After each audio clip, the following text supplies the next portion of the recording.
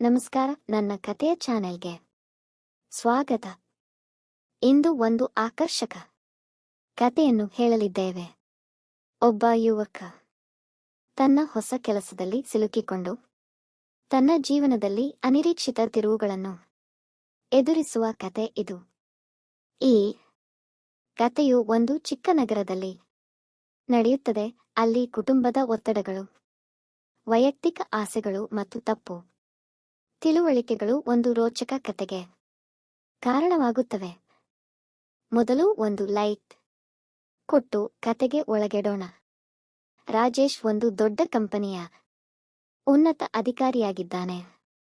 ಅವನ ಸಹೋದರಿ ಸುಮಿತ್ರಾ ಮನೆಗೆ ಬಂದಾಗ ರಾಜೇಶ್ ತನ್ನ ಕೆಲಸದ ಬಗ್ಗೆ ಫೋನ್ನಲ್ಲಿ ಮಾತನಾಡುತ್ತಿದ್ದಾನೆ. ನನಗೆ ಇನ್ನೂ ದೊಡ್ಡ ಅವಕಾಶ ಬೇಕು, ಹೆಸರು ಮತ್ತು ದುಡ್ಡು ಗಳಿಸಬೇಕು ಎಂದು ಉತ್ಸಾಹದಿಂದ ಹೇಳುತ್ತಾನೆ. ಇದನ್ನು ಕೇಳಿದ ಸುಮಿತ್ರಾ ತನ್ನ ಸಹೋದರನ ಈ ಒತ್ತಡದ ಜೀವನದ ಬಗ್ಗೆ ಚಿಂತೆಗೊಳಗಾಗುತ್ತಾಳೆ. ರಾಜೇಶ್ನ ಮಗಳು ಶಿಲ್ಪಾ ಸುಮಿತ್ರಾಳಿಗೆ ನಾವು ಈ ಚಿಕ್ಕ ಊರಿನಲ್ಲಿ ಇರೋದು ಸರಿಯಲ್ಲ, ದೊಡ್ಡ ನಗರಕ್ಕೆ ಹೋಗಬೇಕು ಎಂದು ಸಲಹೆ ನೀಡುತ್ತಾಳೆ. ಸುಮಿತ್ರಾ ಕೂಡ ಈ ಮಾತಿಗೆ ಒಪ್ಪಿಕೊಂಡು ನೀನು ಹೇಳಿದ್ದು ಸರಿಯಾಗಿದೆ ಎಂದು ಒಪ್ಪುತ್ತಾಳೆ. ರಾಜೇಶ್ ಆಗ ನನಗೀಗ ಒಂದು ದೊಡ್ಡ ಉನ್ನತಿಯ ಅವಕಾಶ ಸಿಕ್ಕಿದೆ. ಈ ಕಂಪನಿಯಲ್ಲಿ 1 ವರ್ಷ ಕೆಲಸ ಮಾಡಿ ನಂತರ ದೊಡ್ಡ ನಗರಕ್ಕೆ ಸ್ಥಳಾಂತರವಾಗುತ್ತೇನೆ ಎಂದು ತಿಳಿಸುತ್ತಾನೆ. ಆದರೆ ಸುಮಿತ್ರಾ ಕೋಪಗೊಂಡು, ನೀನು ಯಾವಾಗಲೂ ಕೆಲಸದ ಬಗ್ಗೆಯೇ ಮಾತಾಡುತ್ತೀಯಾ? ನಮ್ಮ ಇಷ್ಟಾನಿಷ್ಟಗಳ ಬಗ್ಗೆ ಯಾಕೆ ಯೋಚಿಸುವುದಿಲ್ಲ ಎಂದು ಕೇಳುತ್ತಾಳೆ. ರಾಜೇಶ್ ಏನು ಮಾತನಾಡದೆ ಸುಮ್ಮನಾಗಿ ಆ ಕೋಣೆಯಿಂದ ಹೊರನಡೆಯುತ್ತಾನೆ. ಆಗ ಮನೆಯ ಕಾಲ್ಬೆಲ್ ಶಬ್ದ ಮಾಡುತ್ತದೆ. ಸುಮಿತ್ರಾ ಬಾಗಿಲು ತೆರೆದಾಗ ಯುವಕ ಸಂತೋಷ್ ನಿಂತಿರುತ್ತಾನೆ. ಅವನನ್ನು ನೋಡಿ ಸುಮಿತ್ರಾ ಆಕರ್ಷಿತಳಾಗುತ್ತಾಳೆ. ನೀವು ಯಾರು ಎಂದು ಕೇಳಿದಾಗ ಸಂತೋಷ್, ನಾನು ರಾಜೇಶ್ ಸಾರ ಹೊಸ ಸಹಾಯಕನಾಗಿ ಕೆಲಸಕ್ಕೆ ಬಂದಿದ್ದೇನೆ ಎಂದು ಉತ್ತರಿಸುತ್ತಾನೆ. ಸುಮಿತ್ರಾ ರಾಜೇಶ್ ಮೇಲಿನ ಕೊಠಡಿಯಲ್ಲಿ ಕಾಯುತ್ತಿದ್ದಾರೆ, ಅಲ್ಲಿಗೆ ಹೋಗಿ ಎಂದು ಹೇಳುತ್ತಾಳೆ. ಆದರೆ ಸಂತೋಷ್ ತಪ್ಪಾಗಿ ಶಿಲ್ಪಾಳ ಕೊಠಡಿಗೆ ಹೋಗಿಬಿಡುತ್ತಾನೆ. ಶಿಲ್ಪ ಆಗ ತಾನೇ ಸ್ನಾನ ಮಾಡಿ ಟವೆಲ್ನಲ್ಲಿ ಇದ್ದಾಳೆ. ಸಂತೋಷ್ನನ್ನು ನೋಡಿ ಆಶ್ಚರ್ಯಗೊಂಡು ಟವೆಲ್ ಕೆಳಗೆ ಬೀಳುತ್ತದೆ. ಸಂತೋಷ್ ಕೂಡ ಗಾಬರಿಯಾಗಿ, ಮೇಡಮ್ ಕ್ಷಮಿಸಿ, ನನಗೆ ಇದು ರಾಜೇಶ್ ಸಾರ ಕೊಠಡಿ ಎಂದು ತಿಳಿದಿತ್ತು. ಸುಮಿತ್ರಾ ಮೇಡಮ್ ಮೇಲಿನ ಕೊಠಡಿಗೆ ಹೋಗಲು ಹೇಳಿದ್ದರು ಎಂದು ವಿವರಿಸುತ್ತಾನೆ. ಶಿಲ್ಪಾ ಕೋಪಗೊಂಡು, ನೀನು ಯಾರು? ಇಲ್ಲಿ ಏಕೆ ಬಂದೆ ಎಂದು ಕೇಳುತ್ತಾಳೆ. ಸಂತೋಷ್, ನಾನು ನಿಮ್ಮ ತಂದೆಯ ಸಹಾಯಕ ಎಂದು ಹೇಳುತ್ತಾನೆ. ಆದರೆ ಶಿಲ್ಪಾ, ನಾನು ಇದನ್ನೆಲ್ಲ ಅಪ್ಪನಿಗೆ ಹೇಳುತ್ತೇನೆ ಎಂದು ಬೆದರಿಸುತ್ತಾಳೆ. ಸಂತೋಷ್, ದಯವಿಟ್ಟು ಹೇಳಬೇಡಿ, ನನ್ನ ಕೆಲಸ ಹೋಗುತ್ತದೆ ಎಂದು ಕೇಳಿಕೊಂಡು ಅಲ್ಲಿಂದ ಹೊರಡುತ್ತಾನೆ. ಕೆಳಗೆ ಬಂದ ಸಂತೋಷ್ ರಾಜೇಶ್ನನ್ನು ಭೇಟಿಯಾಗುತ್ತಾನೆ. ರಾಜೇಶ್, ನಾಳೆಯಿಂದ ಬೆಳಗ್ಗೆ 6:30ಕ್ಕೆ ಸಿದ್ಧನಾಗಿರು, ಕಂಪನಿಗೆ ತಡವಾಗಬಾರದು ಎಂದು ಆದೇಶಿಸುತ್ತಾನೆ. ಆಗ ಶಿಲ್ಪಾ ಕೂಡ ಬಂದು, ಅಪ್ಪ, ಒಂದು ಮುಖ್ಯ ವಿಷಯ ಹೇಳಬೇಕು ಎಂದು ಹೇಳುತ್ತಾಳೆ. ಸಂತೋಷ್ ಭಯಗೊಂಡು, ಇವಳು ನನ್ನ ಬಗ್ಗೆಯೇ ಹೇಳುತ್ತಾಳೆ ಎಂದು ಯೋಚಿಸುತ್ತಾನೆ. ಆದರೆ ರಾಜೇಶ್ ಸಂಜೆ ಮಾತಾಡೋಣ ಎಂದು ಕಂಪನಿಗೆ ಹೊರಟು ಬಿಡುತ್ತಾನೆ. ಕಂಪನಿಯಲ್ಲಿ ಸಂತೋಷ್ಗೆ ರಾಜೇಶ್ ಸಣ್ಣ ಸಣ್ಣ ಕೆಲಸಗಳನ್ನು ಮಾಡಿಸುತ್ತಾನೆ. ಸಂತೋಷ್ ಮನಸ್ಸಿನಲ್ಲಿ, ನಾನು ಸಹಾಯಕನಾಗಿ ಬಂದರೂ ಇವರು ಸಣ್ಣ ಕೆಲಸಗಳನ್ನೇ ಮಾಡಿಸುತ್ತಿದ್ದಾರೆ ಎಂದು ಯೋಚಿಸುತ್ತಾನೆ. ನಂತರ ಸಂತೋಷ್ ತನ್ನ ತಂದೆ ರಾಮಣ್ಣನಿಗೆ ಕರೆ ಮಾಡಿ, ಅಪ್ಪ, ನಾನು ಒಂದು ತಪ್ಪು ಮಾಡಿಬಿಟ್ಟೆ. ಒಬ್ಬಳು ಕೋಪಗೊಂಡಿದ್ದಾಳೆ, ಈಗ ಏನು ಮಾಡಲಿ ಎಂದು ಕೇಳುತ್ತಾನೆ. ರಾಮಣ್ಣ, ನೀನು ಆಕೆಯ ಬಳಿ ಹೋಗಿ ಮನಸ್ಫೂರ್ತಿಯಾಗಿ ಕ್ಷಮೆ ಕೇಳು ಎಂದು ಸಲಹೆ ನೀಡುತ್ತಾನೆ. ಸಂತೋಷ್ ರಾಜೇಶ್ ಬಳಿ 1 ಗಂಟೆ ರಜೆ ಕೇಳಿ ಶಿಲ್ಪಾಳ ಮನೆಗೆ ಬರುತ್ತಾನೆ. ಶಿಲ್ಪಾಳ ಬಳಿ, ನಾನು ತಪ್ಪಾಗಿ ನಿನ್ನ ಕೊಠಡಿಗೆ ಬಂದೆ, ಕ್ಷಮಿಸು. ದಯವಿಟ್ಟು ಇದನ್ನು ರಾಜೇಶ್ ಸಾರ್ಗೆ ಹೇಳಬೇಡ, ನನ್ನ ಕೆಲಸ ಹೋಗುತ್ತದೆ. ನನಗೆ ಕುಟುಂಬದ ಜವಾಬ್ದಾರಿಗಳಿವೆ ಎಂದು ಕೇಳಿಕೊಳ್ಳುತ್ತಾನೆ. ಶಿಲ್ಪಾ, ಹಾಗಿದ್ದರೆ ನೀನು ನನ್ನ ಇಷ್ಟಗಳನ್ನು ನೆರವೇರಿಸಬೇಕು ಎಂದು ಹೇಳುತ್ತಾಳೆ. ಸಂತೋಷ್, ನಾನು ಅಂತಹವನಲ್ಲ ಎಂದು ತಿರಸ್ಕರಿಸುತ್ತಾನೆ. ಕೋಪಗೊಂಡ ಶಿಲ್ಪಾ, ಹಾಗಿದ್ದರೆ ನಾನು ಈಗಲೇ ಅಪ್ಪನಿಗೆ ಕರೆ ಮಾಡುತ್ತೇನೆ ಎಂದು ಬೆದರಿಸುತ್ತಾಳೆ. ಭಯಗೊಂಡ ಸಂತೋಷ್, ಸರಿ, ನೀನು ಹೇಳಿದಂತೆ ಮಾಡುತ್ತೇನೆ ಎಂದು ಒಪ್ಪಿಕೊಳ್ಳುತ್ತಾನೆ. ಶಿಲ್ಪಾ ಸಂತೋಷ್ನನ್ನು ತನ್ನ ಇಷ್ಟಕ್ಕೆ ಬಳಸಿಕೊಂಡು ತನ್ನ ಸಂತೋಷಕ್ಕಾಗಿ ಅವನೊಂದಿಗೆ ಸಮಯ ಕಳೆಯುತ್ತಾಳೆ. ಮರುದಿನ ಶಿಲ್ಪಾ ರಾಜೇಶ್ಗೆ ಕರೆ ಮಾಡಿ, ನಮ್ಮ ಮನೆಯ ಸಹಾಯಕ ಇಂದು ಬಂದಿಲ್ಲ, ನಾನು ಕಾಲೇಜಿಗೆ ಹೋಗಬೇಕು, ಯಾರನ್ನಾದರೂ ಕಳುಹಿಸಿ ಎಂದು ಕೇಳುತ್ತಾಳೆ.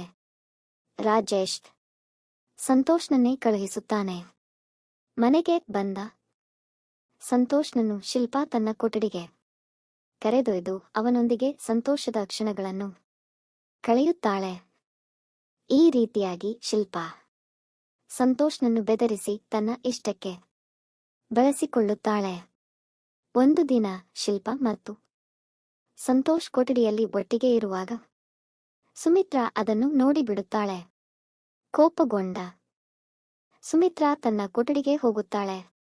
ಸಂತೋಷ್ ಅವಳ ಹಿಂದೆಯೇ ಹೋಗಿ, ಮೇಡಮ್, ಇದೆಲ್ಲ ನಾನು ಇಷ್ಟಪಟ್ಟು ಮಾಡಿಲ್ಲ, ಶಿಲ್ಪಾ ನನ್ನನ್ನು ಬೆದರಿಸಿ ತನ್ನ ಇಷ್ಟಕ್ಕೆ ಬಳಸಿಕೊಳ್ಳುತ್ತಿದ್ದಾಳೆ ಎಂದು ವಿವರಿಸುತ್ತಾನೆ.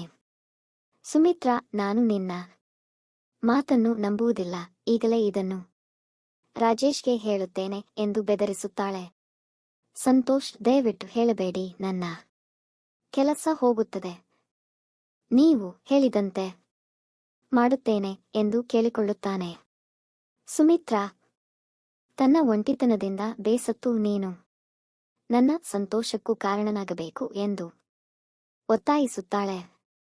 ಬೇರೆ ದಾರಿಯಿಲ್ಲದ ಸಂತೋಷ್ ಸುಮಿತ್ರಾಳ ಇಷ್ಟಕ್ಕೂ ಒಳಗಾಗುತ್ತಾನೆ. ಈ ರೀತಿಯಾಗಿ ಸುಮಿತ್ರಾ ಮತ್ತು ಶಿಲ್ಪಾ ಇಬ್ಬರೂ ಸಂತೋಷ್ನನ್ನು ತಮ್ಮ ಇಷ್ಟಕ್ಕೆ ಬಳಸಿಕೊಳ್ಳುತ್ತಾರೆ. ಇದರಿಂದ ಸಂತೋಷ್ ತುಂಬಾ ದುಃಖಿತನಾಗುತ್ತಾನೆ. ನಾನು ಈ ಕೆಲಸವನ್ನು ಇನ್ನೂ ಮುಂದುವರೆಸಲಾರೆ. ಈ ಎಲ್ಲ ವಿಷಯವನ್ನು ರಾಜೇಶ್ ಸಾರ್ಗೆ ತಿಳಿಸಬೇಕು ಎಂದು ನಿರ್ಧರಿಸುತ್ತಾನೆ. ತನ್ನ ಜೀವನದಲ್ಲಿ ನಡೆಯುತ್ತಿರುವ ಅನ್ಯಾಯವನ್ನು ಒಂದು ಪತ್ರದಲ್ಲಿ ಬರೆದು ರಾಜೇಶ್ಗೆ ನೀಡುವ ಫೈಲ್ನಲ್ಲಿ ಇಟ್ಟು ಅವನಿಗೆ ಹಸ್ತಾಂತರಿಸುತ್ತಾನೆ. ನಂತರ ಸಂತೋಷ್ ಅಲ್ಲಿಂದ ಹೊರಟು ಬಿಡುತ್ತಾನೆ. ಮರುದಿನ ಸಂತೋಷ್, ರಾಜೇಶ್ ಸಾರ್ ನನ್ನ ಪತ್ರವನ್ನು ಓದಿರಬಹುದು ಎಂದು ಮನೆಗೆ ಬರುತ್ತಾನೆ. ರಾಜೇಶ್ ಆಗ ಸಂತೋಷ್ನ ತಂದೆ ರಾಮಣ್ಣನನ್ನು ಕರೆಸಿರುತ್ತಾನೆ. ರಾಜೇಶ್ಗೆ ಎಲ್ಲವೂ ಗೊತ್ತಾಗಿ ಬಿಟ್ಟಿದೆ. ರಾಮಣ್ಣ ಕೋಪಗೊಂಡು, ನೀನು ಇಂತಹ ಕೆಲಸ ಮಾಡಿದ್ದೀಯಾ ಎಂದು ಸಂತೋಷ್ನನ್ನು ಗದರಿಸುತ್ತಾನೆ. ರಾಜೇಶ್, ನಾನು ಇವನನ್ನು ಕೆಲಸದಿಂದ ತೆಗೆದುಹಾಕುತ್ತೇನೆ ಎಂದು ಹೇಳುತ್ತಾನೆ.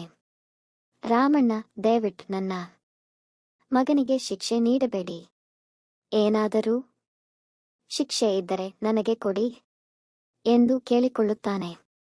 ರಾಜೇಶ್ ಕೋಪಗೊಂಡು ರಾಮಣ್ಣನನ್ನು ಗದರಿಸಿ, ನಿನ್ನನ್ನು ಕೆಲಸದಿಂದ ತೆಗೆದುಹಾಕಿದ್ದೇನೆ ಎಂದು ಇಬ್ಬರನ್ನೂ ಮನೆಯಿಂದ ಹೊರತಳ್ಳುತ್ತಾನೆ. ಆಗ ಸುಮಿತ್ರಾ ಮತ್ತು ಶಿಲ್ಪಾ ಬರುತ್ತಾರೆ. ರಾಜೇಶ್, ನಿಮ್ಮಿಬ್ಬರ ತಪ್ಪುಗಳೇ ಇದಕ್ಕೆ ಕಾರಣ, ನೀವು ಎಲ್ಲ ಗೌರವವನ್ನು ಕಳೆದುಕೊಂಡಿದ್ದೀರಿ ಎಂದು ಗದರಿಸುತ್ತಾನೆ. ಸುಮಿತ್ರಾ, ನೀನು ಎಂದು ನನಗೆ ಒಳ್ಳೆಯ ಸಹೋದರನಾಗಿರಲಿಲ್ಲ, ಶಿಲ್ಪಾಳಿಗೂ ಒಳ್ಳೆಯ ತಂದೆಯಾಗಿರಲಿಲ್ಲ ಎಂದು ಆರೋಪಿಸುತ್ತಾಳೆ. ಶಿಲ್ಪಾ ಕೂಡ, ನಾನು ನನ್ನ ಜೀವನವನ್ನು ನನ್ನ ಇಷ್ಟಕ್ಕೆ ತಕ್ಕಂತೆ ಬದುಕುತ್ತೇನೆ ಎಂದು ಹೇಳುತ್ತಾಳೆ. ರಾಜೇಶ್ ಇದನ್ನು ಕೇಳಿ ಸುಮ್ಮನಾಗುತ್ತಾನೆ. ಈ ಕಡೆ ಸಂತೋಷ್ ತನ್ನ ತಂದೆ ರಾಮಣ್ಣನನ್ನು ಸಾಂತ್ವನಗೊಳಿಸುತ್ತಾನೆ. ರಾಮಣ್ಣ, ನನಗೆ ಗೊತ್ತು ನನ್ನ ಮಗ ಯಾವ ತಪ್ಪು ಮಾಡಿಲ್ಲ. ಆದರೆ ಅವರ ಮುಂದೆ ನಾನು ಶಾಂತವಾಗಿರದಿದ್ದರೆ ನಿನಗೆ ದೊಡ್ಡ ಶಿಕ್ಷೆಯಾಗುತ್ತಿತ್ತು ಎಂದು ದುಃಖದಿಂದ ಹೇಳುತ್ತಾನೆ. ಸಂತೋಷ್ ಕೂಡ ತಂದೆಯನ್ನು ತಬ್ಬಿಕೊಂಡು ಭಾವುಕನಾಗುತ್ತಾನೆ. ಕೆಲಸ ಕಳೆದುಕೊಂಡ ಸಂತೋಷ್ಗೆ ಕಂಪನಿಯಿಂದ ಕರೆ ಬರುತ್ತದೆ. ನೀವು ಸಾಲ ಕಟ್ಟದಿದ್ದರೆ ನಿಮ್ಮ ಮನೆಯನ್ನು ವಶಪಡಿಸಿಕೊಳ್ಳುತ್ತೇವೆ ಎಂದು ಎಚ್ಚರಿಕೆ ನೀಡುತ್ತಾರೆ. ಸಂತೋಷ್ ರಾಜೇಶ್, ಸಾರ್, ನನ್ನ ಹಿಂದಿನ ಸಂಬಳವನ್ನು ಕೊಡಲೇಬೇಕು ಎಂದು ಮನೆಗೆ ಬರುತ್ತಾನೆ. ರಾಜೇಶ್, ನೀನು ಇಲ್ಲಿಗೆ ಏಕೆ ಬಂದೆ ಎಂದು ಕೇಳುತ್ತಾನೆ. ಸಂತೋಷ್, ನನ್ನ ಸಂಬಳವನ್ನು ಕೊಡಿ, ಸಾಲ ಕಟ್ಟಬೇಕು ಎಂದು ಕೇಳಿಕೊಳ್ಳುತ್ತಾನೆ. ರಾಜೇಶ್ ತನ್ನ ಹೊಸ ಸಹಾಯಕನಿಗೆ ಇವನನ್ನು ಗದರಿಸಿ ಎಂದು ಆದೇಶಿಸುತ್ತಾನೆ. ಆಗ ಸಂತೋಷ್ ಮತ್ತು ಹೊಸ ಸಹಾಯಕನ ನಡುವೆ ಜಗಳ ಶುರುವಾಗುತ್ತದೆ. ಕೋಪಗೊಂಡ ಸಂತೋಷ್ ಹೊಸ ಸಹಾಯಕನನ್ನು ತಳ್ಳಿ ನನ್ನ ಸಂಬಳವನ್ನು ಕೊಡಿ ಎಂದು ಧ್ವನಿಯೆತ್ತುತ್ತಾನೆ. ರಾಜೇಶ್, ನೀನು ಗಲಾಟೆ ಮಾಡುವವನಂತಾಗಿ ಬಿಟ್ಟಿದ್ದೀಯಾ ಎಂದು ಕೇಳುತ್ತಾನೆ. ಆಗ ಶಿಲ್ಪಾ ಪೊಲೀಸರಿಗೆ ಕರೆ ಮಾಡಲು ಹೊರಡುತ್ತಾಳೆ. ಸಂತೋಷ್ ಕೋಪದಿಂದ ಶಿಲ್ಪಾಳ ಮೊಬೈಲನ್ನು ಕಿತ್ತು ಒಡೆದು ಹಾಕುತ್ತಾನೆ. ಶಿಲ್ಪಾ ಸಂತೋಷ್ನನ್ನು ಗದರಿಸಲು ಮುಂದಾಗುತ್ತಾಳೆ. ಸಂತೋಷ್ ಕೋಪದಿಂದ ಶಿಲ್ಪಾಳಿಗೆ ತಾಕೀತು ಮಾಡುತ್ತಾನೆ. ರಾಜೇಶ್ ಕೂಡ ಸಂತೋಷ್ನನ್ನು ಎದುರಿಸಲು ಮುಂದಾಗುತ್ತಾನೆ. ಆದರೆ ಸಂತೋಷ್, ನಿಮ್ಮಿಬ್ಬರ ತಪ್ಪುಗಳಿಂದ ನನ್ನ ಜೀವನ ಹಾಳಾಯಿತು ಎಂದು ಎಲ್ಲವನ್ನೂ ತಿಳಿಸುತ್ತಾನೆ. ರಾಜೇಶ್ ತನ್ನ ತಪ್ಪನ್ನು ಅರಿತು ಸಂತೋಷ್ನ ಸಂಬಳವನ್ನು ಕೊಟ್ಟು ನನ್ನನ್ನು ಕ್ಷಮಿಸು, ನಾನು ನಿನ್ನ ಸ್ಥಿತಿಯನ್ನು ಅರ್ಥ ಮಾಡಿಕೊಂಡಿಲ್ಲ ಎಂದು ಕ್ಷಮೆಯಾಚಿಸುತ್ತಾನೆ. ಇಬ್ಬರೂ ಶಾಂತಿಯಾಗಿ ಕುಳಿತು ಮನಸ್ಸು ತೆರೆದು ಮಾತಾಡುತ್ತಾರೆ. ಕತೆ ಇಲ್ಲಿ ಸಂತೋಷದಿಂದ ಮುಕ್ತಾಯಗೊಳ್ಳುತ್ತದೆ.